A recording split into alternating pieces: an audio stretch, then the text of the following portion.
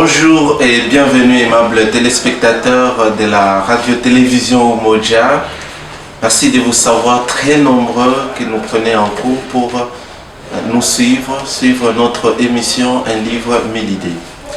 Nous vivons dans un monde rythmé par des fake news, par une forte dose de communication. Cette communication se mue malheureusement en intelligence artificielle, des mensonges relayés au nord et au sud. Voilà, aujourd'hui nous allons parler de la communication. Qu'est-ce que la communication? Comment identifier la vraie information de la fausse? Tout le monde est parfois berné, dribblé, trompé par n'importe qui, faute peut-être des pilotes de vérification de la vraie information. Alors aujourd'hui, nous allons jeter ou nous concentrer sur la journée internationale de la communication. Pour en parler, nous avons fait appel à un paulinien. Peut-être vous ne le savez pas. La vocation des prêtres pauliniens, de la grande famille paulinienne, c'est diffuser la parole de Dieu au travers des moyens de communication selon la vision de notre fondateur Saint-Jacques, bienheureux Jacques Albert Yomi. Voilà pourquoi nous allons en parler de la communication avec le Père Cyriaque qui a pu analyser le message de cette année publié par le Saint-Père, Pape François. Il a également développé et approfondi cette thématique, la journée de la communication sociale. Où allons-nous? Que deviendrons-nous sans communication? Alors, Père, bonjour. Bonjour. Vous êtes paulinien, prêtre paulinien et supérieur de la communauté de Kigoma. Vous avez lu le message du pape en rapport avec la journée de la communication sociale.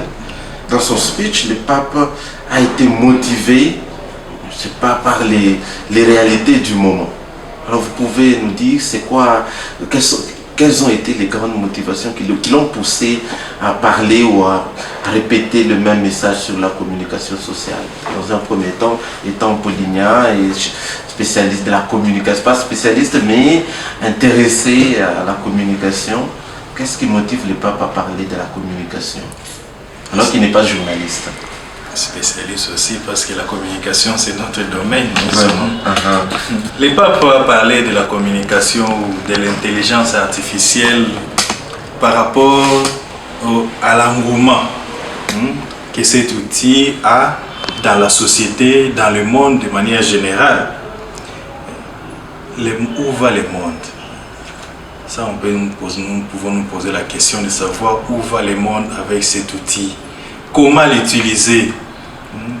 Quelle est la façon dont nous devons employer ces moyens de communication pour ne pas arriver à la dérive, pour que les gens ne puissent pas se retrouver dans un endroit où ils ne savent pas à quel sens se vouer. Le pape veut recadrer, c'est pour cela qu'il dit il part toujours de l'humanité. L'intelligence artificielle doit marcher de pair avec l'humanité. Ça, le pape nous ramène à cette dimension pour ne pas perdre des valeurs humaines. Alors, il a placé les thèmes de cette année à l'occasion de sa 58e journée de la communication sociale sous le thème intelligence artificielle et sagesse du cœur. Que retenir de ces thèmes? Parce que c'est un thème par moments complexe et qui a une sonorité très philosophée. Intelligence artificielle et sagesse du cœur, c'est le thème que le pape François a proposé pour la journée mondiale de communication sociale pour cette année. Fait suite au message que le pape avait déjà donné l'année passée, parler avec le cœur. C'est-à-dire, nous devons partir toujours de l'intérieur de nous pour enfin réaliser ce que les moyens de communication nous proposent. Aller toujours aux sources de l'homme, l'humanité, les valeurs de l'homme, pour utiliser les moyens que que la technologie nous propose, en l'occurrence l'intelligence artificielle, nous devons partir de l'homme. Et il y a un adage qui dit d'ailleurs, la science sans âme n'est que ruine de l'âme. Donc il faut partir sans conscience, n'est que ruine de l'âme. Il faut partir d'abord de l'homme, de l'humanité, des valeurs humaines pour que l'intelligence ou la technologie ne nous ruine pas. Donc ça, c'est ce que nous devons retenir dans le message que le pape nous propose pour célébrer cette journée mondiale des communications. Puisque vous parlez d'une communication qui doit partir du cœur, alors que nous vivons dans un monde riche en pauvreté humaine. L'homme n'est pas au centre des préoccupations scientifiques. C'est beaucoup plus la technicité qui prend de l'envol au détriment de son fabricant ou de spécialistes. On ne s'intéresse pas du tout à l'homme, à ce que doit être l'homme, mais beaucoup plus à ce que doit être la technologie. Est-ce que c'est un tel message où on pousse à communiquer du fond de son cœur? C'est un message qui pourra trouver place dans les cœurs des humains? Le pape François, lorsqu'il parle des cœurs, d'abord lui-même commence à expliquer les cœurs. Il parle de la Bible, l'explication biblique. Les cœurs, c'est le centre de tout. Le cœur, c'est là où résident les pensées de l'homme. Le cœur, c'est là où sortent toutes sortes de choses que l'homme peut réaliser, que ce soit dans les bons côtés ou dans les mauvais. Alors, partir du cœur, c'est donner place à la conscience de l'homme. C'est donner place aux valeurs que l'homme doit avoir pour bien utiliser les moyens qui lui présentent, la communication, les moyens de la culture, des nouvelles communications que le monde nous propose. Alors lorsqu'on parle du cœur, on a le temps de prendre conscience de ce qu'on dit. Lorsqu'on parle du cœur, on a le temps de méditer ce que l'on fait, ce que l'on dit. Alors c'est à ce moment qu'on peut employer les moyens de communication comme il faut. Ça, c'est ce que le pape nous dit quand il parle de cœur, partir du cœur. Pour ne pas dire partir de l'humanité ou partir de la conscience, il dit partir du cœur. Entendre la voix de la conscience, la voix qui nous parle avant de faire quelque chose pour ce monde. Partir du cœur, c'est un éveil de la conscience sociale avant de communiquer. Communiquer ce qui est vrai, communiquer ce qui rassure, communiquer ce qui réconforte. Dans cette même dynamique, Père, en parlant de l'intelligence artificielle ou de l'apprentissage automatique, le Saint-Père veut-il mettre l'accent sur le fait que l'homme ne cesse de réfléchir par lui-même et il est emballé par les facilités estimées déjà acquises? On ne sait plus réfléchir, on recourt toujours à tout ce qui est facile. La loi du moindre effort s'enracine déjà dans notre société selon son message. D'abord, si nous remontons dans l'histoire, l'homme fait toujours preuve d'améliorer sa vie. Si nous partons de la préhistoire, nous voyons que l'homme déjà, dans la préhistoire, il était capable de prolonger ses mains avec des outils. Dans le moment présent, l'homme veut prolonger sa parole à travers la communication. Il allonge la parole pour qu'elle soit de plus en plus meilleure. L'homme cherche à améliorer sa vie à travers les outils. À se dépasser en fait. Mais le pape François voit une inquiétude. C'est-à-dire, on peut maintenant considérer que l'homme peut considérer qu'il vit comme Dieu sans Dieu. C'est-à-dire l'intelligence artificielle commence à prendre place et considérer que Dieu n'existe pas parce qu'on est capable de créer des choses, de créer même ce que l'intelligence humaine ne peut pas faire. Alors on peut se croire comme des dieux et mettre Dieu de côté, vivre dans un monde comme des dieux mais sans Dieu. de cette inquiétude-là que le pape François présente et nous invite à revenir à nous-mêmes, dire que nous sommes des hommes, nous sommes humains et que nous devons toujours avoir une certaine distance par rapport aux moyens que le monde nous présente. Alors que faire quand l'humain ne veut plus se sentir petit devant Dieu grâce à son intelligence ou grâce aux œuvres grandioses qu'il met en place, et du coup l'information est teintée de la désinformation. Donc comment s'y prendre? Le pape rappelle le problème lié à la désinformation. Ouais. Fake news, on parlait de fake news, c'est un rappel, on parlait de fake news, mais aujourd'hui on ne parle plus de fake news. Aujourd'hui on parle des deepfakes. On parlait des informations fausses, mais maintenant ce ne sont pas seulement des informations, mais ce sont des images, des photos et des vidéos. Lui-même d'ailleurs en parle dans son message, il était victime de cela. On montre le pape dans un doudoune, au style des jeunes. L'hiver se comporte en hiver. Pour adolescents. Aussi des jeunes comme des adolescents avec des lunettes teintées. Donc, il veut rappeler cela. Il montre qu'on est capable de déformer l'information ou de donner une nouvelle qui n'est pas vraie. Alors que nous devons faire beaucoup plus attention parce que ce sont des tentations en fait. De nouvelles technologies nous présentent un nombre de tentations que nous, comme chrétiens, comme humains, nous devons, avant de l'employer, faire attention, analyser qu'est-ce que nous diffusons, qu'est-ce que nous voulons dire, que faire devant cette tentation que le monde nous présente. En fait. Pensez-vous, comme tant d'autres analystes, que le développement communicationnel du moment essaie de réduire l'homme à un être machine? C'est-à-dire que sans machine, l'homme n'est rien. Il faut toujours recourir à des inventions qui puissent, en quelque sorte, le rendre utile, rendre cet homme utile, au détriment de son voisin. C'est-à-dire qu'il est utile à lui-même, pas rendre son voisin utile. En fait, le pape François en d'autres termes, c'est que l'homme devient esclave de ses propres créations. C'est le cas pour le cas de le dire actuellement. On ne se détache plus du téléphone. C'est devenu une obsession. Cette obsession,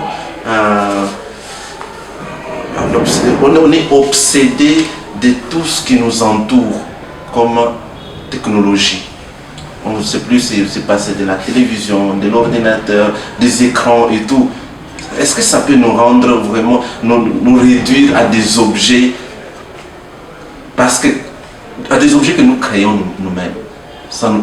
Un objet créé par l'homme, ça rend ce dernier lui-même objet. Le message du pape François nous appelle à grandir, à dépasser ce stade où nous considérons que les moyens de communication, les nouvelles moyens de communication que le monde nous présente comme étant le seul que nous pouvons avoir. Grandir en humanité, chercher la qualité et non tout ce que nous recevons, tout ce que nous voyons dans le monde. Cela appelle à une révolution numérique. Une révolution numérique peut nous rendre libres. En fait, le message du pape veut que nous soyons libres. Libres vis-à-vis de tout ce que le monde nous présente. La liberté vient du cœur. La liberté vient de l'analyse, de la conscience. Prendre conscience de ce que nous avons, de ce que le monde nous présente, de ce que nous pouvons en faire et faire en sorte que nous ne puissions pas être esclaves de cela, mais que nous puissions grandir de plus en plus pour que ces moyens puissent être utiles pour les hommes et non pas que l'homme soit au service de ces outils. Alors, dans cette même logique, Père, comment distinguer la vraie information d'un simulacre, de la fausse? Comment s'y prendre? Parce qu'on est souvent dupé, buté par cette arnaque informationnelle. On ne sait pas qui dit vrai, qui a commencé ces montages. On ne sait pas quelle est la vraie information dans cet imbroglio informationnel. On ne sait pas comment s'y prendre. Quelles pistes des solutions, des esprits critiques, ou s'abstenir, ne pas relayer des fausses informations, être réellement sûr de l'info avant de la diffuser. Comment y arriver? Il faut s'intéresser au logiciel qui analyse la vraie information. Tout le monde n'est pas fort en informatique, malheureusement. D'abord, pour les fake news, les fausses informations, quand vous voyez une information sur les réseaux sociaux, la première des choses, c'est d'aller vérifier sur les sites officiels. Il y a des sites officiels où on diffuse des informations vraies, c'est-à-dire des informations officielles. Parce qu'une information relayée par les réseaux sociaux n'est pas forcément vraie. Il faut aller à la source. Ça, c'est du point de vue des informations, des fausses informations. Mais du point de vue des deepfakes, c'est-à-dire des images, ça, d'abord, à première vue, c'est pas facile de distinguer une image créée ou générée par l'intelligence artificielle et une image réelle, à première vue. Mais quand vous analysez bien, vous verrez qu'il y a une grande différence entre une image réelle et une image générée par l'intelligence artificielle. Par exemple, une image artificielle est d'une honnêteté ou d'une netteté plutôt tellement parfaite qu'on est parfois incapable de distinguer que c'est une image générée par l'intelligence artificielle. C'est-à-dire, vous voyez, c'est tellement clair. Et beau. Nous, à l'infographie, on sait distinguer. On voit que c'est tellement clair et beau. La résolution est tellement parfaite qu'on ne peut même pas critiquer. Oh non, ici, il y a un défaut. Il n'y a pas d'imperfection dans l'intelligence artificielle. Tout est clean. Mais dans les images réelles, vous verrez que c'est un peu flou. Là, il y a un peu de la saleté. Il y a quelque chose, l'image même, le visage de la personne, il y a des taches. L'intelligence artificielle, vous ne trouvez pas cela, vous voyez la personne très belle et vous pouvez croire que, en tout cas, ça c'est l'œuvre d'un génie. Mais c'est généré par l'intelligence artificielle. Donc il faut avoir ces atouts pour distinguer, même dans les voix. Oui. Quand on présente un dialogue où la voix d'une personne qui parle, l'intelligence artificielle imite la voix, mais il y a toujours quelque chose. Par exemple, les termes que la personne emploie souvent, vous verrez que l'intelligence artificielle emploie d'autres termes et emploie, malgré que la voix, c'est vraiment la voix de la personne, mais le style de parler, vous verrez qu'il y a quelque chose qui cloche. C'est pour cela, c'est à partir de cela qu'on peut distinguer que cette information n'est pas vraie. Alors, parlant de la communication du cœur, on peut dire que l'homme actuellement est victime ou est transformé en nourriture qu'il ne consomme pas à cause de l'information. En d'autres termes, on peut dire que l'homme est en train d'être nourri des algorithmes qui n'aident pas son cœur à devenir complètement humain. Ça, c'est vrai. Les algorithmes nous mangent, comme si on peut le dire, on peut employer cette expression. C'est-à-dire l'homme est à la merci de cela. C'est pour ça que le pape François, lors du congrès sur la dignité de l'enfant dans le monde numérique en 2019, il s'adressait à la foule qui était là. Il dit, il faut maintenant créer l'algo-éthique. Il faut insérer l'éthique dans l'algorithme. C'est-à-dire, il faut analyser. Il faut que la morale entre dedans. Tout ce que nous recevons, tout ce que nous avons n'est pas toujours bon pour l'utiliser. Tous les moyens que la technologie nous présente ne sont pas toujours des moyens qui sont bien pour l'utilisation de l'homme. Alors, cette éthique doit nous aider à écarter des mauvaises choses, à générer des images qui déshonorent l'homme, qui créent des conflits, qui créent des guerres, qui fait en sorte que les hommes parfois soient divisés dans le monde. qui crée des informations qui embrouillent les gens, en quelque sorte. Donc, l'éthique doit nous aider à recadrer cela pour que les algorithmes ne prennent pas les dessus sur nous, les hommes. Mais cet algorithme étant sauté, l'algo-éthique étant souhaité par le pape, malheureusement, ceux qui sont à l'origine ne sont pas du tout croyants. On peut dire, est-ce que c'est possible ou il faudra que l'Église s'approprie cette question de l'algo-éthique pour parvenir à une société qui voit le monde d'un œil beaucoup plus spirituel ou beaucoup plus humain que les autres, parce que c'est eux, c'est à des fins mercantiles, à des fins parfois lucratives, qui font tout ça, parce qu'ils savent que le visuel a de la place ou attire plus les candides. C'est pour cela que le pape lance ces messages. Il les lance d'abord à nous, les catholiques, à nous, les chrétiens du monde, et peut-être par nous, les messages peuvent être diffusés. Il ne peut pas obliger à tout cela, à tout ce monde-là, à tous ces professionnels d'appliquer cela, mais nous, partant de nous, il peut influencer aussi le monde. Donc on peut partir de notre petit nombre de chrétiens, de catholiques, qui ont reçu les messages du pape et faire en sorte que ces messages puissent être diffusés et que nous puissions vaincre aussi même les professionnels, les gens qui ne croient même pas à ça. Un mot de la fin, Père, parce qu'on parlait de l'intelligence artificielle, comment s'y prendre, comment faire face à toutes ces tromperies, comment s'en servir à bon escient. Le mot de la fin, c'est que les moyens que les nouvelles langages, ça c'est l'expression, c'est le nouveau langage de la culture, de la communication, qui nous présente, tout n'est pas à prendre. Tout n'est pas à gober. Parce qu'aujourd'hui, on voit dans les réseaux sociaux, on fait tout. On envoie une image d'une personne qu'on veut dénigrer, on veut déshumaniser. On est les premiers, nous, les chrétiens d'abord, à diffuser cela. On partage. Si on est dans les groupes, on envoie dans les groupes.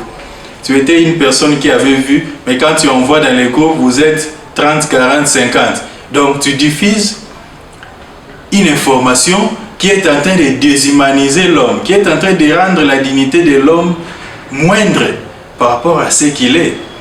Alors, tout ce qu'on nous présente, tout ce que la technologie nous présente, n'est pas forcément à prendre en compte, ce n'est pas forcément à propager. Donc, nous devons faire attention, appliquer ce que le pape dit, l'algorithmique, c'est-à-dire voir est-ce que c'est utile, ces messages, cette information. Par exemple, on publie les papes en train de boire de l'alcool, en train de fumer la cigare, en train de danser avec des filles. Est-ce que ces images-là, moi je dois prendre ça et envoyer ça dans des groupes, diffuser ça pour voir ce que le pape fait, voir ce qu'on a fait du pape. Est-ce que c'est ce que nous devons faire? L'éthique nous demande de réduire la diffusion, d'arrêter, si on peut dire, la chaîne de la diffusion, pour que les fausses nouvelles, les fausses informations ne puissent plus être divulguées. Voilà. Merci beaucoup, Père Cyriac. Aimables téléspectateurs, nous rappelons que nous parlions de l'intelligence artificielle, la force de la communication du moment.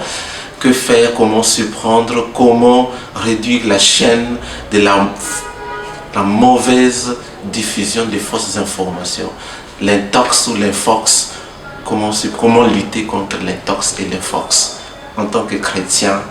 Donc il faut envoyer des images qui édifient, qui croissent la foi de vos voisins, de vos amis, et non diffuser des images qui les terrifient. C'était un thème qui nous a tous intéressés. Donc si vous avez l'habitude de diffuser des fausses informations, essayez d'arrêter parce que vous êtes en train de décourager, en train aussi de déshumaniser l'humanité. Donc avec la communication, nous pouvons construire un monde nouveau. Alors seulement, il faut informer positivement, informer de façon constructive, scientifique, spirituelle et même humaine. Merci à M. Gastien pour la prise d'image. Merci à toute l'équipe technique de la radio-télévision Umoja, spécialement à Monseigneur Adolphe Solochi pour la supervision de cette émission, à tous nos téléspectateurs, aux différents coopérateurs pauliniens éparpillés à travers la ville de Lubumbashi. Merci de nous suivre. Merci également à la grande famille paulinienne responsable de cette émission. Un livre, 1000 idées. À la présentation, c'était Samuel Chibouté. Merci. Au prochain rendez-vous. Je te dirai ce que tu deviens.